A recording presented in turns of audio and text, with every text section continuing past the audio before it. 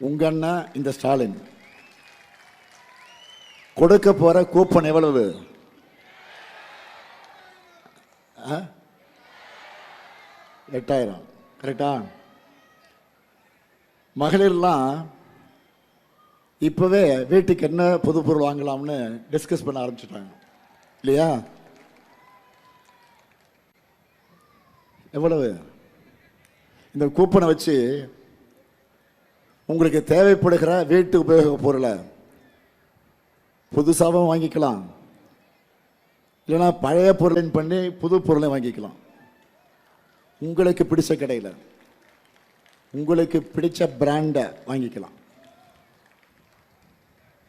தயவுசெய்து வீட்டுக்காரனை கேட்டுறாதீங்க, குழப்பிடுவாங்க உங்களை. ஏதாவது பிரச்சனை பண்ணிடுவாங்க. ஏதாவது பிரச்சனைனா அந்த அண்ணன்ட்ட சொல்லுங்க, நான் பார்த்துக்கிறேன். அடுத்து 20 லட்சத்திற்கு மேற்பட்ட அதிகமான உழவர்கள் பயன்பெறக்கூடிய வகையில் நவீன மின்சார பம்பு செட்டுகளை வழங்க போகிறோம். உயர்கல்வி படித்து முடித்த 5 லட்சம் இளைஞர்கள் வேலைவாய்ப்பு பெறக்கூடிய வகையில் நான் முதல்வன் திட்டத்தில் 1500 ரூபாய் உதவித்தொகையோட 6 மாதம் பயிற்சி வழங்க போகிறோம். பால் கொள்முதல் லிட்டர் ஒன்றுக்கு 5 ரூபாய் உயர்த்தி வழங்கப்படும். முதியோர் உதவித்தொகை 1200 ரூபாயிலிருந்து 2000 ரூபாய்க்கு உயர்த்தப்படும். கலைஞர் கனவு இல்லம் உள்ளிட்ட திட்டங்கள் மூலமாக வீடற்ற ஏழைகளுக்கு அடுத்த 5 வருஷத்தில் 10 லட்சம் வீடுகள் கட்டித்தரப்படும். மேற்கு மாவட்டங்களில் தொழில் மற்றும் வேளாண் வளர்ச்சியை அடுத்த கட்டத்துக்கு கொண்டு செல்ல 2000 கோடி ரூபாயில் சிறப்பு தொழில் வளர்ச்சி திட்டம். நாமக்கல்ல ஜவுளி குழுமம்னு ஏராளமான திட்டங்களை அறிவிச்சிருக்கிறோம். நாங்கள் சொன்னதை செய்வோம். இப்படி நாட்டு மக்களுக்கு நல்லதை செய்யணும்னு தொலைநோக்கு பார்வையோட நாம் செயல்பட்டு கொண்டிருந்தா எப்படியெல்லாம் பின்னோக்கி இழுக்கலான்னு பாஜக சதி திட்டம் போடுது. தெற்கு மறுபடியும் தேயணும்னு பாஜக உருவாக்கி இருக்கக்கூடிய லேட்டஸ்ட் பிளான் தான் இந்த தொகுதி மறுசீரமைப்பு. தொகுதி மறுசீரமைப்பு அநீதிக்கு எதிராக நாம் நடத்திட்டு இருக்கிறது போராட்டம் இல்லை, போர். போர்கள் ஒன்றும் தமிழ்நாட்டுக்கு புதுசு இல்லை. முதல்ல சமூக நீதி போர். இடஒதுக்கீட்டுக்கு ஆபத்து வந்தப்போ இந்திய அரசியலமைப்பு சட்டத்தை முதல்ல திருத்த வச்சது தமிழ்நாடு தான். அடுத்து மொழி போர். தாய் கொடுத்த உயிரை தாய்மொழிக்கு தந்த கட்டாய இந்திய விரட்டிய வீரம் சுரிந்த வரலாற்றுக்கு சொந்தமன் நம்முடைய தமிழ்நாடு. இந்த போர்ல தான் நேருவினுடைய உறுதிமொழியும் வந்துச்சு. பேரறிஞர் அண்ணாவுடைய இருமொழி கொள்கையும் உருவாக்கினார். இப்போது நடக்கிறது தமிழ்நாட்டோட அரசியல் உரிமைக்கான போர். ஏன் இந்த போர்னா, இந்திய விடுதலைக்கு பிறகு இந்திய நாட்டில் பசியும் வறுமையும் அதிகமாகி இருக்கு. இதை சரி செய்யணும்னா மக்கள் தொகையை கட்டுப்படுத்தணும்னு சொன்னாங்க. அதில் இருக்கக்கூடிய நியாயத்தை உணர்ந்து நாட்டோட முன்னேற்றத்தையும் தேச நலனையும் மனசில் வச்சுக்கிட்டு நம்ம தமிழ்நாடு மட்டும் இல்லை, தமிழ்நாடு இன்னும் பல மாநிலங்களும் குடும்ப கட்டுப்பாட்டு திட்டத்தை முறையாக செயல்படுத்தணும். இப்போ என்னடான்னா, உங்கள் மாநிலத்து மக்கள் தொகைக்கு ஏற்ற மாதிரி தொகுதி மறுசீரமைப்பு செய்ய போகிறோன்னு சொல்கிறாங்க. உண்மை என்னன்னா, இதே காலகட்டத்தில் மக்கள் தொகையை கட்டுப்படுத்தாமல் இருக்கிற சில மாநிலங்களுக்கு தான் விகிதாச்சாரப்படி அதிக இடம் கிடைக்குது. புரிகிற மாதிரி சொல்லணும்னா,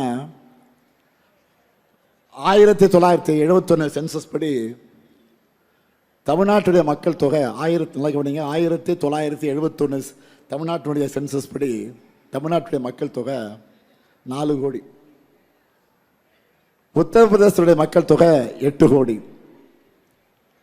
இன்னைக்கு தமிழ்நாட்டுடைய மக்கள் தொகை 8 கோடி. ஆனால் உத்தரப்பிரதேசோட மக்கள் தொகை 20 கோடிக்கு மேல் இருக்குன்னு சொல்கிறாங்க. நமக்கு அவங்களுக்கு 3 மடங்கு வித்தியாசம். இப்படி இருக்கும்போது மக்கள் தொகை அடிப்படையில் தொகுதிகளை பிரித்தா அது நியாயமாக இருக்குமா?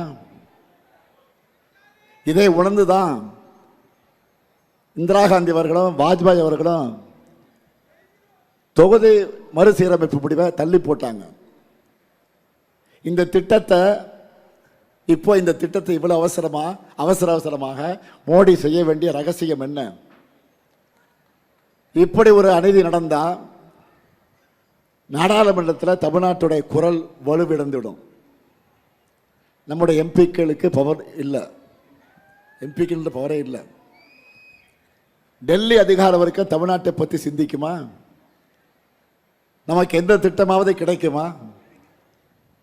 தென்னிந்தியாவிலிருந்து பிரதமர் உருவாகணும்னா நடக்காது. இனி அதை நம்ம எதிர்பார்க்கவே முடியாது.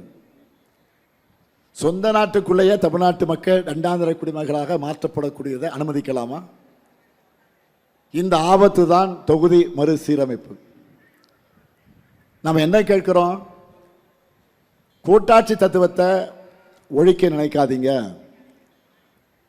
வரி பணத்தை மட்டும்தான் தமிழ்நாடு உங்களுக்கு தரக்கூடியது தேவையா? வரி பணத்தை நம்ம தரோம், அதை பெற்றுக்கிறாங்க. பாஜகவோட அதிகாரத்தை முறை அடக்கிற காலம் வந்துருச்சு. தலைவர் கலைஞர் பராசக்தியில் ஒரு வசனம் எழுதியிருப்பார். இந்த நீதிமன்றம் பல விசித்திரமான வழக்குகளை சந்திச்சிருக்குன்னு எழுதியிருப்பார். அதே மாதிரி நம்ம நாடும் எத்தனையோ பிரதமர்களை சந்திச்சிருக்கு. ஆனால் பிரதமர் மோடி அவர்கள் மாதிரி மாநிலங்களை நசுக்கினவங்க யாருமே கிடையாது. இத்தனைக்கும் குஜராத் முதலமைச்சராக இருந்தப்போ மாநில உரிமைகளை பற்றி வக்கணையா வாய்கிழைய பேசிக்கிட்டு இருந்தார். என்னென்ன பேசினார்? ஒன்றிய அரசு வரி வருவாயிலிருந்து மாநிலங்களுக்கு 50 விழுக்காட்ட தர வேண்டும் என்று சொன்னார். மாநிலங்களுக்கு அதிகாரம் வேணும்னு சொன்னார். ஒன்றிய அரசுகளுடைய அதிகார குவிப்பை கடுமையாக எதிர்த்தார். இதெல்லாம் குஜராத் முதலமைச்சராக மோடி அவர்கள் சொன்னது. ஆனால் இப்போ மாநில அதிகாரங்களை பறித்து ஒன்றியத்தில் குவிக்கிறார். மாநிலங்கள் உரிமையை கேட்கறது வேப்பங்காயா இப்போ கசக்குது. மொத்தத்தில் கூட்டாட்சி கருத்தில குடிதூண்டி புதைச்சிக்கிட்டு இருக்காரு. முதல் முறையா மோடி அவர்கள் பிரதமரானப்போ நாடாளுமன்றத்துக்கு முன்னாடி ஒவ்வியமா விழுந்து ஒரு கும்பிடு போட்டார் நம்முடைய பிரதமர் அவர்கள். இப்போ நாடாளுமன்ற ஜனநாயகத்துக்கே ஒரே அடியாக கும்பிடு போடணும்னு நினைக்கிறார். அதுதான் தமிழ்நாடு உள்ளிட்ட தென் மாநிலங்களின் உரிமைகளை பறிக்கக்கூடிய தொகுதி மறுசீரமைப்பு. மகளிர் இடஒதுக்கீடுன்னு அவங்க சொல்றது பொம்மாத்து வேலை. உண்மையிலே அதுதான் நோக்கம்னா 2023 மகளிர் இடஒதுக்கீடு மசோதாவை நிறைவேற்றின போது 2029க்கு பிறகு அப்படின்னு சொன்னாங்க. ஏன் அப்படி சொன்னாங்க? ஏன்னா மகளிர் முன்னேற்றம் இவங்க நோக்கம் இல்லை. இவங்க நோக்கம் RSS விரும்புகிற ஒரே நாடு ஒரே அரசு. அதுக்காகத்தான் அரசியல் சட்டத்தை காலில் மிதிச்சு இவ்வளவு அட்டுழியங்களையும் செய்கிறாங்க. இதை எப்படி தமிழ்நாடு பொறுத்துக்கொள்ள முடியும்? தமிழ்நாட்டில் இருக்கிற கடைகோடி மனிதர்களும் இன்னைக்கு எதிர்த்து பேசிக்கிட்டு இருக்கிறோம். இந்த அநீதிக்கும் ஆதரவாக பேசுகிற ஒரு மனிதர் இருக்கிறார்னா அவர்தான் அரசியலில் அவமானமாக பார்க்கப்படுகிற அடிமை சாமி. புரியுதா? அடிமை சாமின்னு யாரும் சொல்றேன்னு. இன்னைக்கு நாட்டில் இவ்வளவு பிரச்சனை நடந்துகிட்டு இருக்கு. பழனிசாமி என்ன பேசி இருக்காருன்னா, டீலிமிட்டேஷனால தமிழ்நாட்டுக்கு ஆபத்து வராதுன்னு அமித்ஷா சொல்லியிருக்காருன்னு பேசி இருக்கிறார். தமிழ்நாட்டுக்கு பாதிப்பு இருக்காதுன்னு அமித்ஷாவே சொல்லிட்டாருன்னு பழனிசாமி பேசுகிறார். ஒன்றிய அரசு சிறப்பாக செய்வாங்கன்னு பேசியிருக்கிறார். அமித்ஷா எங்க சொன்னார்? தேர்தல் பிரச்சாரத்தில் நாங்கள் என்ன கேட்டோம்? நாடாளுமன்றத்தில் வச்சு பிரதமர் வாக்குறுதி தர வேண்டும் என்று கேட்கிறோம். எங்களுக்கு பேப்பரில் சட்டபூர்வமாக நாடாளுமன்றத்தில் உறுதிமொழி வேணும். 1971 மக்கள் தொகை அடிப்படையில் தான் அடுத்த 25 ஆண்டுகளுக்கு தொகுதி அளவு இருக்கும் என்கிற உறுதிமொழி வேணும். தேர்தல் கூட்டத்தில் அமித்ஷா சொன்னதையெல்லாம் தண்ணியில் தான் எழுதி வைக்கணும். கூட்டணியில் இருக்கக்கூடிய பாவத்துக்கு அடிமை பழனிசாமி வேணா அதையெல்லாம் நம்பலாம். திமுக ஆளக்கூடிய தமிழ்நாடோ வேல்யூ இல்லாத உங்களோட வெற்றி வார்த்தைகள் நம்பாது. பழனிசாமி இப்போ தொகுதி மறுசீரமைப்பு பற்றி பேசுகிறாரு. ஆபத்து வரும் பின்ன பழனிசாமி லா பாயிண்ட்டும் வரும் முன்னேன்னு இதை நாம் எச்சரிக்கையாகத்தான் பார்க்கணும்.